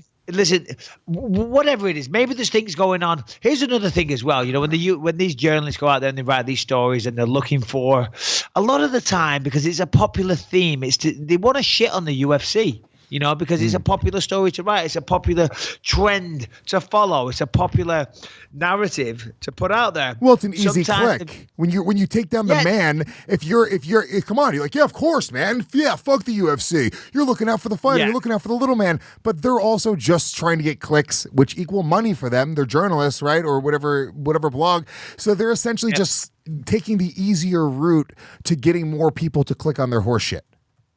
Yeah, no, exactly. They're doing the exact same thing that they're accusing the UFC of being guilty of in some ways. But yeah, you're right. I mean, and then also, I was just about to say, things going on behind the scenes that people aren't privy to. Unless the fighters, you know, they throw a tantrum and they come out there and they say, well, here's what really happened. We'll never know. We'll never know because fighters generally don't speak about that. The managers stay professional and there's things going on. I'll say it. You know, my theory, and it's clearly an assumption and a theory, is, you know, sometimes you got to trim some of the fat and you got to bring in new blood. And if you're going to bring in new blood, as I say, you're going to trim the fat. And I don't mean fat as a disrespectful term to any of those fighters. I wish them all the best with their endeavors. Elias, Wilson Hayes, Justin Willis, 3 guys that can still fight, they can still throw down, and they're all pretty much still in the prime. So I wish them all the best. And it's a shame. It is, but you know, the UFC haven't come this far. They're not worth so much money if they didn't know what the fuck they were doing. Yeah. And it's a sad reality. And I'm not on the end of that reality. If I was, I'd feel maybe more strongly. You know, I can be very impartial right here. I can sit here like, I'll say it, the UFC employee that I still am. You know what I mean? But I actually mean what I'm saying. I'm not saying this to toe the line with the UFC. It's just the reality. It's business. It's economics. And sometimes there's victims in that. And unfortunately for these guys right now, for whatever reasons the UFC has got, and as I say, I don't know what they are, but I'm sure there is some very, very good reasons. It's a sad reality, and I wish them the best. And I can't give a more well-balanced, fair opinion than that, you know, and I think that's fair. And look, the reality is, you know, this is the fight game where you want to be with the UFC. It's undeniable. You want that to be the promotion you're working for. There's been plenty of guys that leave the UFC and come back, you know, that go and get a few wins. And then you have a marketable name. Elias Theodorou, he goes out and gets a few fights in Bellator, you know, crushes some heads, does what he has to do.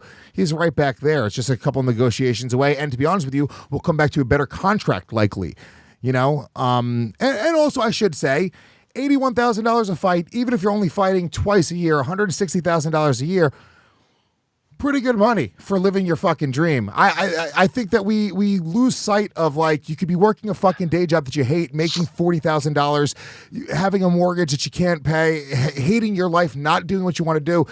You know, there's an invaluable experience in living your dream and doing something like becoming a professional mixed martial artist, traveling the world, being known as that. He has this really amazing thing that he'll be able to tell his kids one day, like, this is what I fucking did. That's so much value there. So much.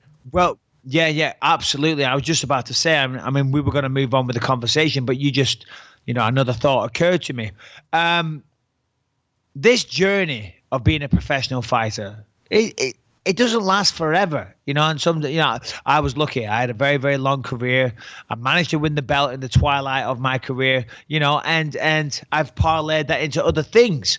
Some fighters, you know, they work their asses off. They get one shot in the UFC and it doesn't work out and they move on with their life. You know, for me, you know, retiring is, you know, it's become one of the best things I ever did. Yeah. And for some people, it's a blessing in disguise. I'm not saying that he's not suited to the life of a fighter. He was very clearly successful in the UFC. But, you know, he's a young man. He's smart. He's got a lot of potential. He's good looking. You know, he's fucking really good looking according to a lot of girls. He's not my cup of tea, but from what I hear, he's super good looking. He's got that fucking head of hair going for him. You know, he's got a lot of options. You know, and sometimes it can be a blessing in disguise. It makes you move on to another facet of your life. Or you take the other route Brendan and you Schaub say, is no, a perfect example. I'm a fucking fighter. I'm a fighter, and I'm going to prove you.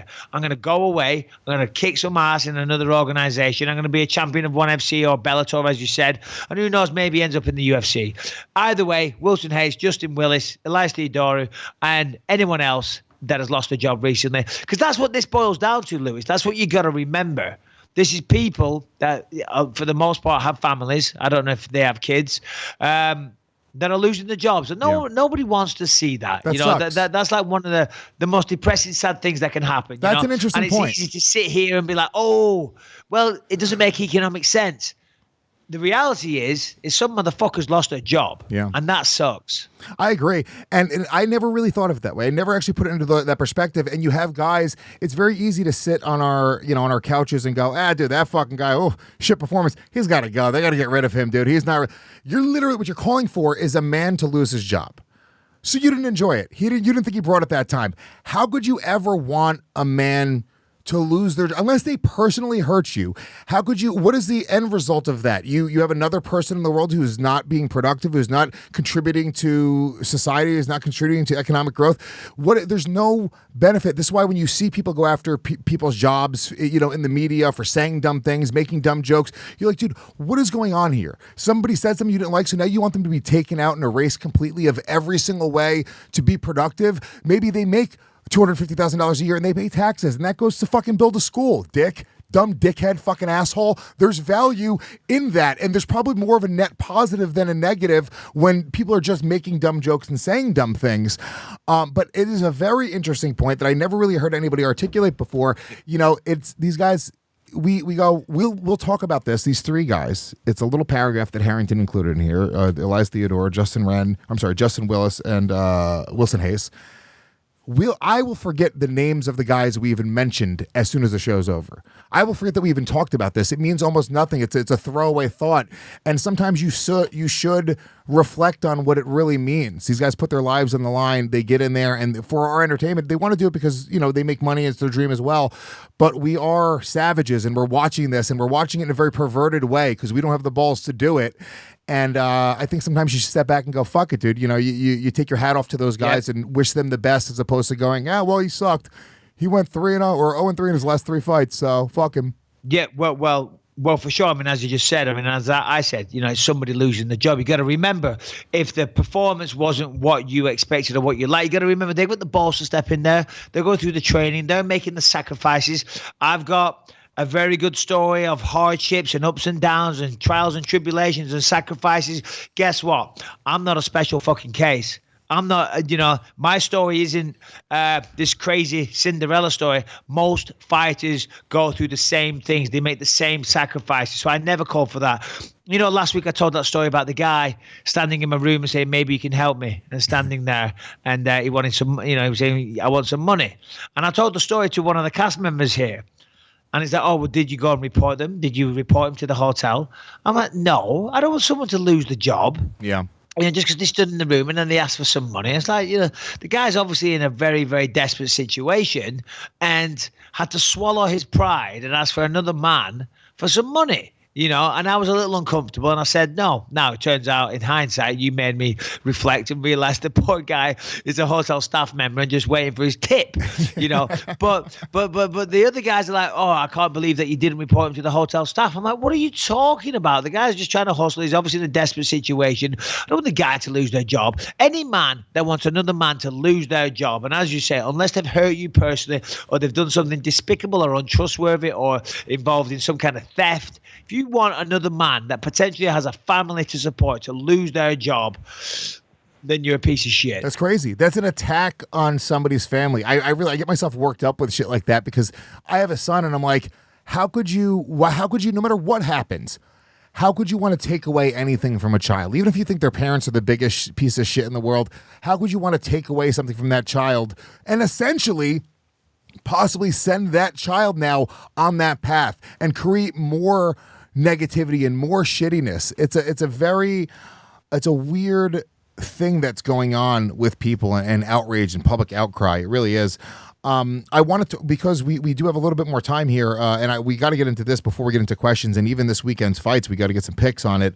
Uriah Faber set to return to the octagon against Ricky Simone, July 13th card in Sacramento. A little bit strange. Was not expecting that at all. Yeah, definitely strange. I wasn't expecting it at all. Uriah Faber, great guy, by the way. And maybe we'll get him on the show. I think we had him on a long, long time ago. Uriah's we did, the in man. fact. We had him on. Let's get him on again. We'll give him a call and we'll ask him his reasons. I'm sure they're out there in an interview somewhere. And I'm sure the generic answer is, he missed the competition, bro. You know, man, I'm in there, I'm training with these guys, you know, man, and I'm like kicking ass every day, and I'm just like, you know, man, I totally still got this, bro. And I can like, you know, hang 10 down the surfboard and shit, and I'm like, you know, bro, I can like totally kick ass, man. You know what I'm saying? So I'm like, fuck it, why not get paid for this shit, homie? Is what I was thinking, man. So like, you know, I got a solid connect over at the UFC, man. So I was like, hey, bro, Dana hooked me with a contract, bro. And I'm like, you know, it is what it is, man. I mean, maybe I'll take a fight. I'll fight Ricky Simone. Maybe I'll take 3 fights, 5 fights. I'm just taking it one fight at a time, man. I don't know where I'm going with this. You know, I'm just like, I'm not planned out. I'm just living in the moment, man. I'm just smoking weed, getting high as fuck, and like doing my thing, bro. Just like totally rolling with it. Okay? I'm sure that's what he'll say. So I was going down a hill on my longboard, drinking a Mountain Dew, and and then I thought, you know, I just miss this life. I miss this life, man. Dude, your Uriah Faber impression is my favorite impression of yours. I had no idea you had a Uriah Faber just in you this whole fucking time. Years of broadcasting together. Dude, like, what am I like totally doing with my life and shit right now? I'm like, oh my God, like I got like all these guys around me, and they look up to me like a godfather, man. I got Cody Garbrandt in there, and he's like kind of lost right now, dude. He's like, he doesn't know where he's going or anything, man. Like, the guy's lost 3 in a row. I gotta prove to him I'm a warrior, okay? I'm a samurai, bro, okay? So I'm not totally gonna do it. I'm gonna show him that we can build our way back and be an inspiration and shit, you know? I love it. I would go follow Uriah Faber. Just fucking cool pothead, surfing, getting pussy, just finger banging chicks. But dude, you know what? I don't know. I'm just like knee deep in pussy and money, but I just miss the competition. I like your Uriah Faber impression way better. Every time you do yours, I laugh my ass off. That's like a legitimate laugh. Rolling down on a longboard, drinking Mountain Dew. That is hilarious. The wind's going through my hair, and I'm like, you know what, dude? I just miss competing. It's like, man, you know, I know I got a Ferrari and shit and like whatever. But no. I was surprised because by all accounts, Uriah Faber is a very, very successful businessman. And no disrespect, Uriah. Everybody loves the fucking California kid. Yeah, he's a very successful businessman. Has his fingers in a lot of pies, even dabbling into Fuck yeah, bro. movie producing these days. What's that? Finger in a lot of pies, bro. I know what you mean. We all know what you mean. Yeah, right, dude. So yeah, you know, he's got his fingers in a lot of pies. He's even producing some movies these days, if I'm not mistaken. So he's keeping busy. He still has Team Alpha Male. They have this other new gym that they opened, which is a beautiful facility as well. I probably think it's kind of what I said in jest in that stupid accent. I think it's probably a case of he's around the gym. He's working out with the guy still. He's the head coach, and he's like, hold on a minute. I've still fucking got this. I'm maybe dominating some of the guys in there. Well, that has to be the He's thing, like- right? You start training with these guys, and you're like, this is a new young killer. You're like, oh, I'm kicking this guy's ass in the gym. It has to kind of get into your head, and you've talked about it before, missing training for a fight. I can relate to that, dude. I'm fat as shit right now, and the motivation to even work out.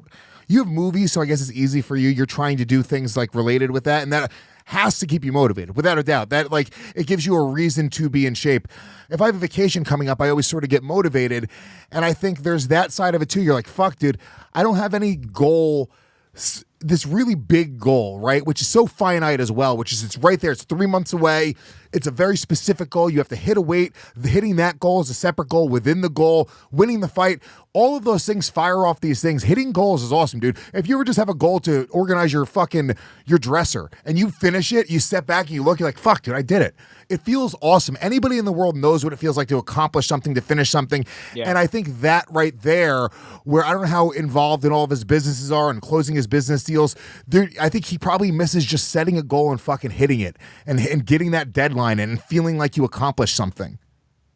Yeah, no. Thinking about this, and again, I'm not trying to put myself on a pedestal above any other fighter, but so I think there's got to be an element, and if I'm wrong, I apologize. And again, this just occurred to me. It's the thought that popped into my head.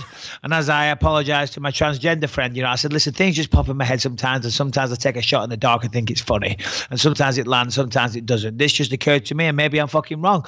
But I think maybe it sounds logical to me, is that part of the thing as a fighter, of course, you love fighting, you love competing, you love mixed martial arts, you love the money. And by all accounts, I don't know his finance, the state of his finances, but his financial affairs, from what I hear, are very good, and rightly so. But there's one thing that money can't buy, and it's attention. You know what I mean? And you miss being the center of attention. You miss that thrill of the event being about you, and being, well, the center of attention, and people selling tickets and going out there to fight and being the fucking man. In its simplest terms, being the man for one night, and walking out in front of the crowd and 20,000 people cheering your name and willing you to win. Do you know what I mean? And the thrill and the rush of winning. Do you know what I mean?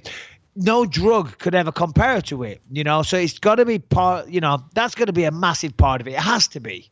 Yeah, it must. I mean, dude, it is, so much respect for what you guys do. We've talked about it a million times in my dumb fight, but I never played baseball or football or anything as a kid. I never scored the winning touchdown, right? I was never that kid. I was always the kid who was into music or into I had weird interests growing up. It was never sports. It was never competition like that, right? And when I did that fight and I won, that feeling, I don't know there's no other way to describe it, okay? Except for it has to be what it feels like to win the winning touchdown, and that feeling of like, holy fucking shit, like it's unparalleled. There's not really anything you can compare it to. Whatever psychologically it sort of does for you, then you bring it to a level where you guys are very, very high level athletes who've been doing this career wise. That has to be an addiction. There's something about that has to be like, fuck, dude. I mean, what am I going to do? What's going to fill that specific void for you, which is like all the things we've just kind of listed, right? There's nothing in the world. I don't care how many movie roles you get. It's never going to fill that specific void. And you have to, I guess, maybe a lot of fighters have a hard time coming to terms with that. They don't necessarily need to fill that void. There's other things that they can do. And that's what you seem to have come to terms with. Yeah. Well, for me personally, I mean, and my wife struggles with this sometimes. And my wife's amazing. She's supported me every step of the way. So don't get it twisted. That's not what I'm saying. But I spent a lot of time away from the family, doing training camps, going for fights and all the rest of it. And now I'm retired. She probably would have liked it if I'm around the house a lot more. But now I'm away more than ever because I'm doing my UFC commentary. I'm doing my UFC pre and post fight shows. I'm at most events. I get back from being here in Africa. I'll be South Africa here for almost 4 weeks. I'll get back. I'm here for a day. I'm home, for a day and a half. And then I fly to Chicago. When are you home? I'm here.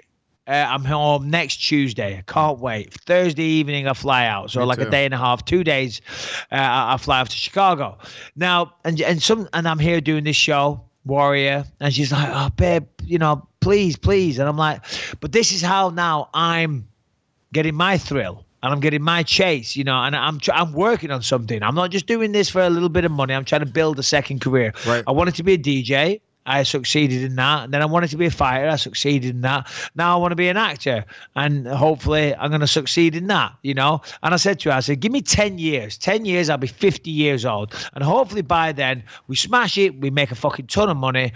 And maybe we make a fraction of what Yoel Romero made in one night. And then we'll go buy a farm in the middle of fucking America somewhere, nice and cheap, a nice farm with some land in the woods, a river, have some horses, some chickens. That's our fucking dream. That's what we want to do. A nice, simple life. Can I believe you? Give me 10 years to chase it. Say again? Can I be honest with you? I don't believe you will ever be able to stop working.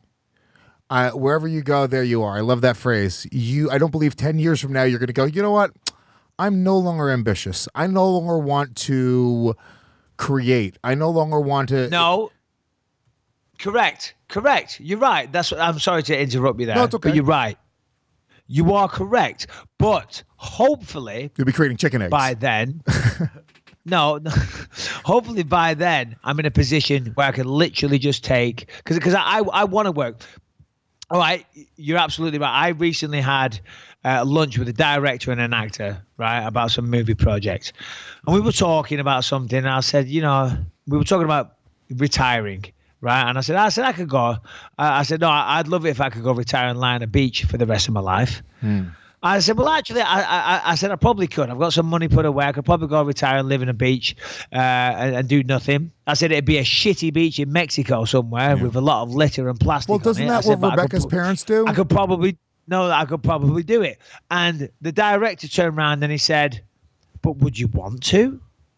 I was like, no, what the fuck? I don't want to. But what I'm saying is hopefully in 10 years, my plan then is that I can just take projects that I'm passionate about and I want to do. You know what I mean? 2 or 3 a year, something like that, or even 1 or 2 a year, and do that, get my fill, and in between that, go home and be on the farm, Lewis. Well, I mean, isn't that what Rebecca's parents sort of did? They retired, right? And they live in sort of a less expensive community, and they just travel all over the world, which sounds like a fucking dream. I mean, one of the things I was talking to my son the other day, I try to create moments with him, as often as possible. Just like teach him little lessons here and there, just whatever it is. I just, we have these dad and son moments, and I'm like, we're having a moment right now. It's fucking quiet. The birds are chirping. Let me talk to him about some real shit for a minute.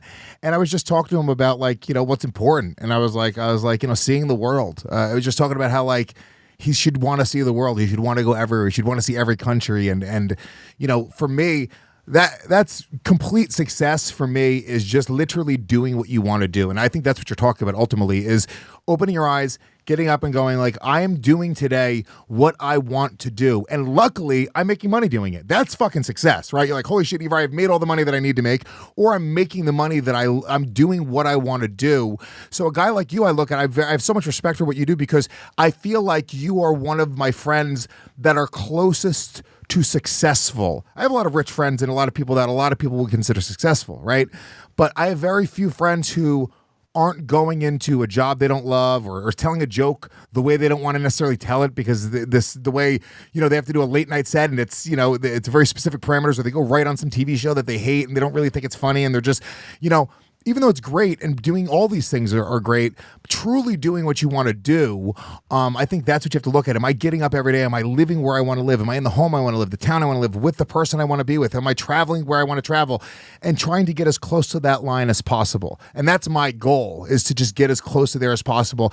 And it's coming. It's definitely coming. I have a pretty cool life. I do pretty cool stuff. But you're somebody that I have a lot of respect for. Ari Shaffir is another guy who, I don't know if you know him, he's a great comic. But he took off, it was a few months ago, he took off comedy for 3 months. And he just traveled all over Asia, backpacked all over the place, just wanted to get some culture, some experience, left his podcast behind. You can't leave a podcast for 3 months. We're 2 days late on a podcast and people are freaking out, right? You can't leave a podcast for 3 months. But I look at that. Tell me about it. He wanted to do it, dude. He wanted to, and it was very, I had so much respect for the fact that he said, I just want to go and travel. I want to look at some shit. That's why I've been working so hard for this many years. And I think that, sorry, go ahead. I'm rambling. No, you're not rambling. You just made me think of something. And you're right. And I hate banging out about myself, but I guess, it's what I do for the most part. Part of that is for us is because we had kids when we were very, very young. So I want to be able to get financially successful enough to where in our older years we can travel the world, which we've done a bit of that. And I do travel the world, but I'm generally by myself and I'm working. I'm not on fucking vacation. As I said before, I'm up at 5 a.m. I'm getting in at 7 p.m. every night. I'm exhausted. I'm tired. But I want to be able to do those experiences with my wife when I'm older. You know what I mean? So I bust my ass now, make it happen. And then in 10 years' time, when Lucas is off to college, then who knows? Who knows where we'll be? But I feel like we've waffled on for long enough on this one now. It's all going to be almost 2 hours. So we'll... we're a little bit over an hour and a half now. Here's the thing. We have some questions, right? Fan questions, couple. Let's get some picks real quick. Just the main event this weekend. We got... No, because we might do a second show this week, and if we do that, we'll save it for then. And I like the fact that you said might do a second show. Let's just leave it up in the air. We'll see what happens. Yeah, exactly. All right, so let's do a couple of questions, and then we'll call this a day. Fuck yeah. If you guys want to ask your question, shoot us an email, bympod@gmail.com. bympod@gmail.com is the email address. You can send us your fan questions. I know somebody sent a bunch of fan art, which is great, which a bunch of t-shirt designs as well, which you guys can grab t-shirts now, merchpump.com/BYM. You can grab mugs and t-shirts and hoodies. We're going to be adding a couple new designs over the next few weeks. So, definitely look out for that. Really, really cool stuff happening there. And once again, if you love the show, go subscribe on iTunes and YouTube, and obviously use the promo code BYM at gasdigitalnetwork.com for every episode that we've ever done on demand. Harrington, who is our first question? Is it video? Is it audio? Is it regular?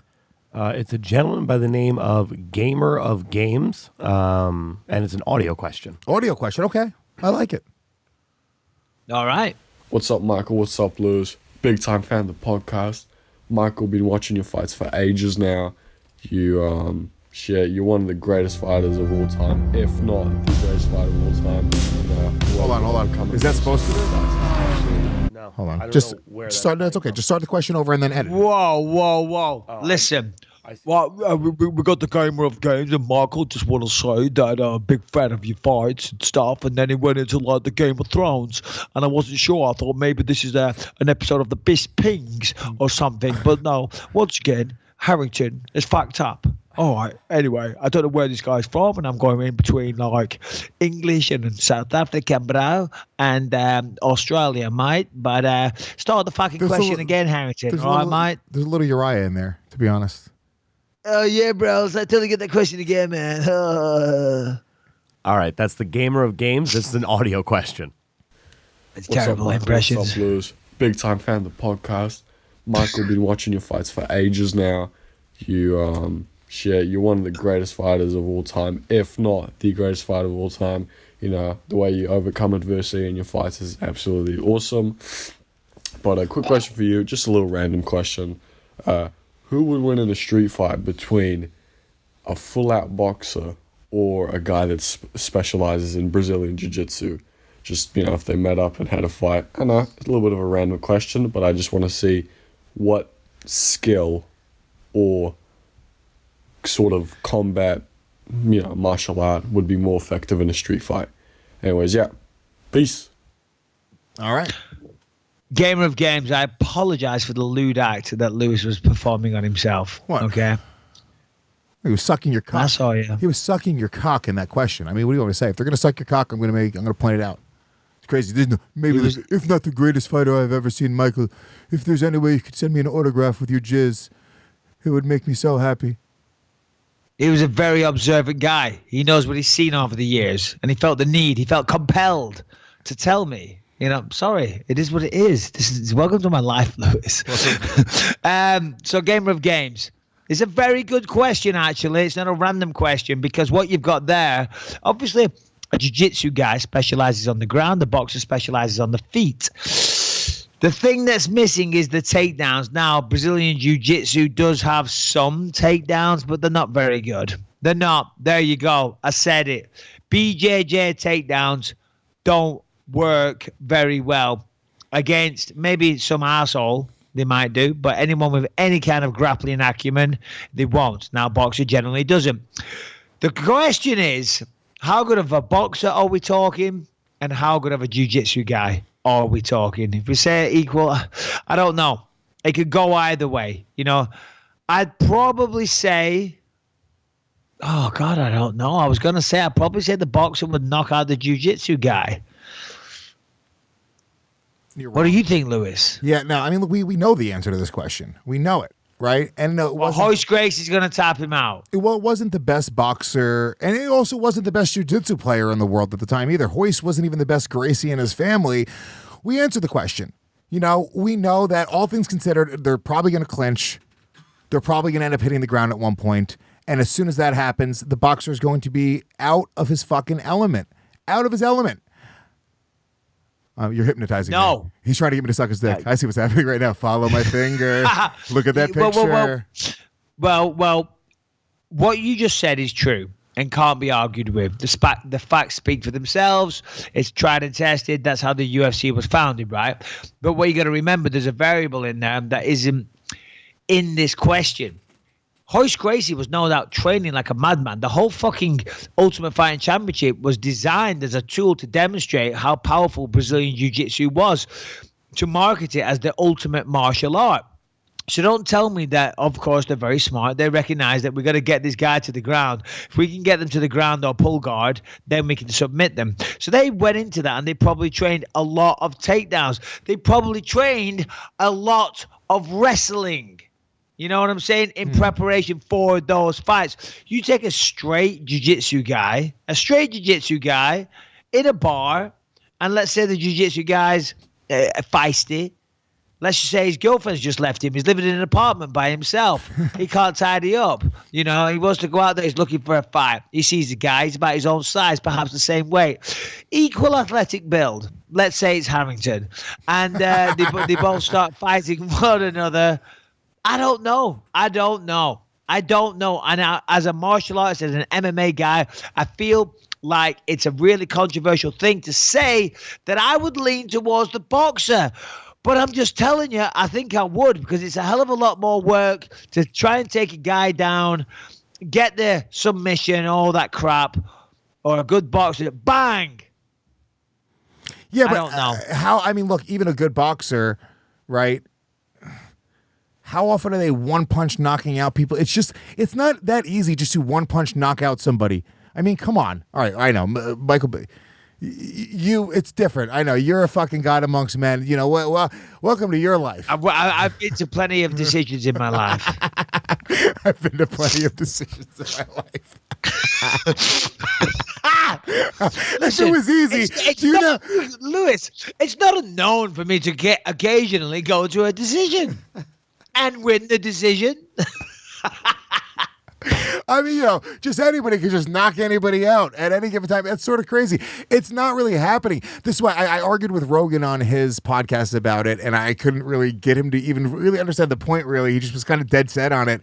But I was like, he was talking about getting into a fight outside and somebody getting hit and then them falling over and then him hitting their head and dying. And I was like, yeah, that's the thing, but it's not really a real concern. That's like saying I'm not going to cross the street because people get hit by a car, right? It's like, no, it doesn't happen often enough. I've never heard of anybody dying, like personally. But I'm talking about in my personal circle of people. You deal with some fucking hooligans and lunatics. No, in Clitheroe, a guy got punched outside the Key Street. And to your defense, where I had punched many a person, yeah. And on this occasion, a guy went down and hit his head on the floor and died. Wait, you killed him? No. You're not listening. I never killed him. The floor killed him. You just punched him. I said I punched many a person when I was a kid there, and they hadn't died. I know, but on this occasion, somebody punched somebody, and they hit the floor, and tragically, they hit their head and died. Yeah, This is not a laughing matter, Lewis. I know, it's not what I'm saying. Not a laughing matter. I would say that their parents are still grieving to this day. Okay. So you don't think they're over it? How many years? I mean, how many years ago is that? It's like 20 years. Yeah, if you're grieving still, get out somewhere. 20 years, you'll get over it. I'm pretty sure the guy was a dickhead as well. Probably. Most of the time, people that are getting into fistfights outside of bars are being, at the very least in the moment, being dickheads, right? By the way, if anybody from Clitheroe is listening, I know we do have some Clitheroe massive in the house. I can't even remember the guy's name, so I wasn't actually being honest when I said he was a bit of a dickhead. I don't know who it was, trying to be funny, and there again, that didn't land. Anyway, we're going to call that there. That was an interesting discussion point. We will pick this up at a later date. I see you vexing. I see you wanting to say something. What is it, Lewis? I was just making the point, though. You only know one person. In the probably 150 street fights that you've gotten in, and your friends, collectively the 1,000 street fights that you and your friends have gotten into, and I've heard some of your stories, you've heard of one person one time ever hitting their head on the ground and dying outside. I'm just saying, from a statistical standpoint, it probably isn't going to happen, and it is probably not something that people should be super concerned with in defending themselves in a street fight. Lewis, We don't talk about what went on the streets, okay? You don't know. Okay? DJ Don't Mikey make B. me bring this, don't DJ make Mikey me B bring has this some shit up, okay? Don't make me win this argument. Don't force my hand. There's a lot of people buried in the fields of Clitheroe, okay? Let's just leave it at that, okay? We better end this episode right now. The police are going to be looking for me real soon, okay? I just don't want to talk about the dead bodies in the fields. All right, that's the whole episode. It's just end on you admitting to a murder.